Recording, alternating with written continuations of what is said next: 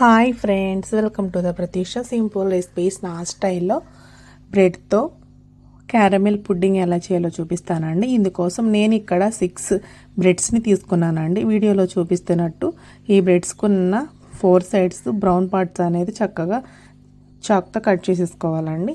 ఇలా కట్ చేసుకున్న బ్రెడ్స్ని ఇంకా మిక్సీ జార్ తీసుకొని ఆ మిక్సీ జార్లో కట్ చేసి వేసుకోవాలి. తర్వాత నేను ఇక్కడ తీపి కోసం ఐషింగ్ షుగర్ని వేసుకుంటున్నానండి, అంటే పంచదార పొడి. మీరు కావాలంటే ఇక్కడ ఒక 4-5 స్పూన్లు పంచదార అనేది యాడ్ చేసుకున్నాండి, మీకు తీపికి సరిపడా.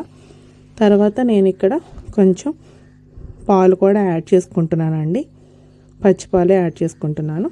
తర్వాత ఫ్లేవర్ కోసం నేను ఇక్కడ వెనీలా ఎసెన్స్ని యాడ్ చేసుకుంటున్నాను. మీ దగ్గర లేకపోతే యాలకుల పొడి అయినా వేసుకోవచ్చు. తర్వాత మిక్సీ పట్టేసుకొని తర్వాత 2 ఎగ్స్ అనేది బ్రేక్ చేసి యాడ్ చేసుకోవాలండి.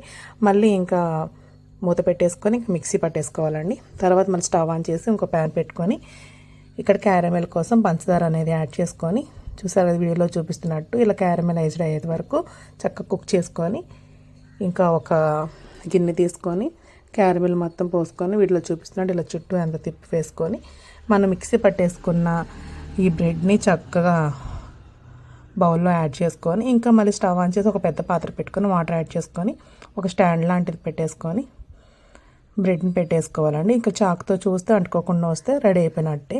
నా వీడియో నచ్చితే లైక్ చేయండి, సబ్స్క్రైబ్ చేయండి. మీరు కూడా ఒకసారి ట్రై చేయండి, కామెంట్ చేయండి. అంతే సింపుల్. Bye my friends.